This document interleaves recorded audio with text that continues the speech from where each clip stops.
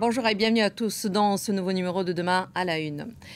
Le 16 septembre prochain marquera le premier anniversaire de la mort de Mahsa Jina Amini, la jeune fille kurde iranienne morte après son arrestation par la police des mœurs le 16 septembre 2022. La mort de Mahsa avait alors déclenché des mois de manifestations dans le pays. S'en était suivi la naissance d'un large mouvement de contestation en Iran. Nous faisons le point avec nos invités sur la situation en Iran aujourd'hui et sur les événements qui ont marqué cette année. J'ai le plaisir d'avoir à mes côtés pour ce numéro Laure Manon, qui est notre spécialiste des questions femmes, présentatrice de l'émission actuelle sur France 24. Bonjour Laure. Bonjour Aziza. Et Mariam Pirzadeh, bonjour, notre Bonjour, ancienne Aziza. Correspondante en Iran et actuelle rédactrice en chef ici à France 24. Bienvenue. Laure, je vais commencer tout d'abord avec vous. Est-ce que vous pourriez rappeler à nos téléspectateurs justement ce qui s'était passé ce 16 septembre 2022 avec la mort de cette jeune fille, aussi bien le point de vue de la famille que la réponse de l'État iranien aujourd'hui? Alors, ce qu'on a su d'abord, c'était évidemment la réponse officielle des autorités. Le 16 septembre, on apprend le décès de Mahsa Amini. On voit même des images de vidéosurveillance qui la montrent hésitante, qui commence à perdre l'équilibre dans une salle d'attente, qui s'effondre. Et voilà, on dit à la population que c'est un problème cardiaque qui n'a rien à voir avec son arrestation 3 jours auparavant. Et effectivement, 3 jours auparavant, elle avait été arrêtée pour un voile mal mis par la police des mœurs.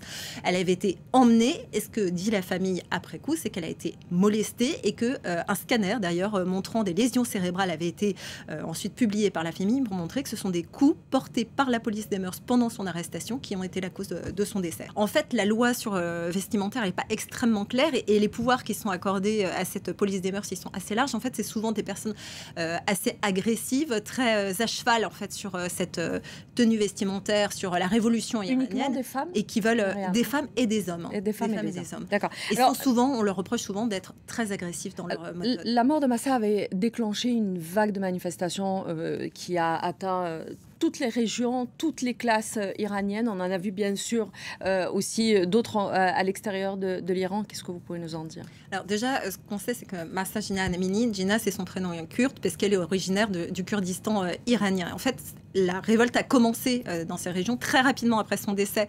Il y a plusieurs grandes villes du Kurdistan iranien qui ont été en grève générale, qui ont été bloquées. Et puis en fait, ça fait très vite effet domino à travers tout le pays. Énormément de villes ont été extrêmement choquées par ce qui s'était passé, parce que rappelons quand même que c'est une jeune femme de 22 ans qui est morte pour avoir mal porté son voile. Donc le crime n'était quand même pas justifié, ne justifiait pas une telle répression. Et donc ce mouvement, il a aussi fait des émules au sein des universités. Elles ont été extrêmement actives dans la contestation et ça s'est répandu à travers toutes les universités du pays. En quelques jours, on est passé de juste quelques villes du Kurdistan qui étaient concernées à 30 des 31 provinces du pays. Et puis l'autre aspect de cette contestation, c'est que les femmes y sont extrêmement présentes. Il y a eu d'autres très grandes manifestations en Iran, en 2009, en 2019, notamment pour des raisons électorales. Les femmes y participaient, mais elles n'étaient pas majoritaires. Là, elles sont vraiment à la pointe des manifestations. Elles sont extrêmement présentes. Alors, Mariam, justement, Femmes, Ville, Liberté, ça c'est un slogan du mouvement kurde qui est devenu un peu le slogan de toutes ces manifestations. Et c'est la première fois, le rappelait Laure, aujourd'hui les femmes sont au devant de la scène. En fait, c'est la première fois, on a l'impression, que les femmes sont aussi l'origine que le moteur d'une tentative de révolution en Iran. Alors, oui et non. En fait, ça commence au moment où Khomeini revient en Iran et instaure la République islamique. Et le 8 mars 1979, les femmes manifestent contre le voile qui va devenir obligatoire en Iran. Et ça va être extrêmement réprimé. Donc non, ce n'est pas... alors c'est la première fois qu'elles sont de cette ampleur. De cette ampleur, oui. Mais en fait, on parle d'une révolution féministe. Mais c'est une révolution qui est, en fait, je pense... qui n'a pas de genre, parce que les Iraniens, les hommes, se sont tout de suite rangés du côté des femmes, parce que... d'ailleurs, le féminisme n'a pas de genre, j'ai envie de dire aussi. Mais, oui, mais en fait, ce qui est beau dans ce mouvement, c'est que les hommes ont identifié à travers Mahsa Amini, je pense que chaque Iranien, femme ou homme, s'est identifié au travers de Mahsa Amini. Les hommes ont vu en elle une sœur qui aurait pu mourir, une cousine, une mère, parce qu'il y a aussi des mères de famille qui ont été tuées dans la répression. Et donc, c'est un mouvement, effectivement, ce n'est pas que elles n'ont pas manifesté contre, si vous voulez, le voile ou la tunique qui est obligatoire. On parle du voile, mais il y a aussi une tunique pour cacher les formes du corps. Mais c'est contre toutes les restrictions, contre cette sorte d'apartheid, en fait, qui existe pour les femmes en Iran. Juste rappelons quelques interdictions pour une femme en Iran depuis 1979 et l'instauration de la République islamique. Interdiction de chanter en public, interdiction de faire du vélo, interdiction de sortir du pays sans l'autorisation de son mari. Pour obtenir un passeport, il faut l'autorisation de son mari. Si une femme divorce, elle n'a pas obligatoirement la garde de ses enfants. Il faut qu'elle la rachète, entre guillemets, avec sa dot auprès de son mari. Il y a un plafond de verre au-dessus des Iraniennes. Moi, je parlais avec Shirin Ebadi il y a quelques mois. Shirin Ebadi, c'est une des premières femmes juges en Iran. Quand la révolution islamique, quand la République islamique se met en place, elle devient secrétaire du juge parce qu'elle n'a plus le droit d'être juge. Donc, il y a des professions qui leur sont interdites. Donc, c'est contre tout cela qu'elle manifeste depuis un an. Alors, et justement, qu'est-ce qui a changé depuis un an? Parce que, je le rappelais, vous étiez correspondante à Téhéran. Des échos que vous en avez aujourd'hui, qu'est-ce qui a changé dans les droits de ces femmes, dans peut-être de ce mur de peur aussi, ce plafond de verre dont vous parliez? Alors, dans les droits, rien n'a changé. Au contraire, on a l'impression que la chape de plomb est encore plus forte au-dessus de leur tête. Ce qui est de plus visible, c'est le voile. Le voile est tombé. C'est très difficile de quantifier le nombre de femmes qui ont retiré leur voile, mais dans les grandes villes, Téhéran, notamment Shiraz, la grande ville du sud, ou dans le nord de l'Iran, les femmes retirent leur voile, elles sortent sans leur manteau, vous voyez, sans ce manteau, sans le voile. Et moi, à mon époque, je quitte l'Iran en 2019, le voile est tombé, on le remettait, on le mettait quelques minutes là, sur les épaules, et voilà. Mais là, elles le mettent carrément plus. Elles veulent sortir comme elles le souhaitent. Et voilà, il y a beaucoup d'Iraniennes avec qui je me suis entretenue qui m'envoient des photos d'elles dans les rues d'Iran sans le voile. Ça, c'est pour la partie la plus visible. Alors, il y a peut-être moins de manifestations. Il y en a quasiment plus de manifestations, à part au Kurdistan et au Sistan-Baloutchistan, qui sont vraiment les deux cœurs battants de cette révolution iranienne. Mais la colère, elle est là, elle est latente. Et je peux vous dire que le 16 septembre et le 17 septembre, date des funérailles de Mahsa Amini, d'où tout est parti, il va y avoir des manifestations. Oui, et puis on le voit, le régime craint. D'ailleurs, l'oncle de Mahsa a été arrêté. Il y a eu pas mal d'arrestations.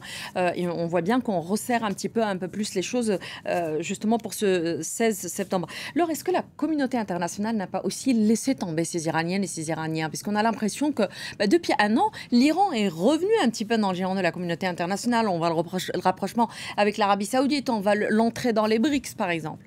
En fait, c'est même plutôt une stratégie de l'Iran pour mettre fin à son isolement sur la scène internationale et à ce bloc hégémonique qui est mené par les États-Unis. Le rapprochement avec les BRICS, c'est très intéressant parce que Ebrahim Raïssi, le président iranien, il disait que lui, que c'était une bonne opportunité de contrer l'unilatéralisme américain. Donc on voit vraiment qu'il y a une réaction contre ça. Sur les BRICS, il y a plusieurs enjeux en fait qui arrangent aussi bien les membres historiques des BRICS, donc le Brésil, Russie, Inde, Chine, Afrique du Sud. C'est d'abord de faire contrepoids donc au bloc mené par les États-Unis occidental, le bloc occidental. Et puis il y a aussi des enjeux économiques. Ce rapprochement, on suppose qu'il est notamment lié à une demande de la Russie qui est isolée sur la scène internationale avec des sanctions occidentales depuis le début de l'invasion à grande échelle de l'Ukraine en février il y a un an. Et puis, rappelons que l'Iran a de très grandes réserves de pétrole, de gaz, deuxième plus grande réserve de gaz au monde, quatrième pour le pétrole, un accès à la mer Noire. Tout ça, ça intéresse forcément beaucoup la Russie. Donc, il y a un enjeu de ce côté-là. Et puis, en ce qui concerne le bloc mené par les États-Unis, j'ai envie de dire, non, il n'y a pas de rapprochement, il n'y a pas de reconnaissance ou d'abandon de la population iranienne, puisqu'au contraire, Washington a même rajouté des sanctions contre l'Iran qui reste isolé sur la scène internationale, en tout cas cette scène-là, quoi. Alors, Mariam, Laure vient de parler d'Ebrahim Raïssi, le président iranien. C'est le président depuis 2021. Ça a été un peu le baptême de feu l'année dernière. Il est loin d'être un réformiste aujourd'hui. Et Raïssi, il est même pressenti, en fait, a priori, pour peut-être succéder à Ali Khamenei comme étant le guide de la révolution, ce qui est quand même le vrai chef d'État en Iran. Avec lui, en gros, on a l'impression qu'il n'y a aucun moyen que les choses avancent dans le bon sens, en tout cas pour les femmes iraniennes. Ah non, pas du tout. Justement, ce tour de vis sur les femmes, sur cette police des mœurs, c'est clairement depuis l'arrivée au pouvoir d'Ebrahim Raïssi, qui a quand même été élu avec le taux de participation le plus bas de toute l'histoire de la République islamique. Donc, moi, l'époque que j'ai connue au quotidien, c'était l'époque Rouhani, où là, on voyait moins ces fourgonnettes de la police des mœurs. Donc non. Alors, effectivement, il est pressenti, il fera sûrement un autre mandat, puisque dans l'histoire de ce régime, chaque président fait 2 mandats, ce qui un des successeurs potentiels du guide Ali Khamenei, c'est son fils Mojtaba, qui n'est pas du tout populaire. Moi, je pense que tout va se jouer au moment de la mort du guide, qui est âgé, qui est malade, et là, il va y avoir une foire d'empoigne pour sa succession. Mais les femmes, vous savez, elles continuent à se battre, même de prison. Il y a des prisonnières qui, via des associations, ont réussi à sortir des lettres qui vont être publiées ce week-end dans le Monde. Vous me permettez d'en lire un extrait pour comprendre ce qui se passe. Narges Mohammadi, qui est avocate des droits des femmes et des droits de l'homme, écrit « Entendez-vous en Iran le bruit sourd du mur de la peur qui se fissure? Bientôt nous entendrons celui de son écroulement grâce à la volonté implacable, la puissance et la détermination sans faille des Iraniens. » Et je voulais parler de ces lettres parce qu'elles sont d'une puissance incroyable et ça montre l'optimisme malgré un an de répression, un an où les manifestations sont moins visibles, le déterminisme vraiment très fort des Iraniens pour arriver à la fin de ce régime. C'est-à-dire qu'ils ont une priorité, pour une grande majorité d'Iraniens, c'est la fin de ce régime. Ce qui se passe après, tout le monde vous dira, c'est pas grave, on verra. Là, il faut que ce régime s'en aille et qu'on puisse vivre dans une démocratie. Merci beaucoup, Mariam Pirzadeh. Merci pour ces explications. Merci beaucoup, Laure, aussi d'avoir été avec nous. Merci à vous tous de nous avoir suivis pour ce nouveau numéro de Demain à la Une. Très bon week-end à tous sur France 24. Au revoir.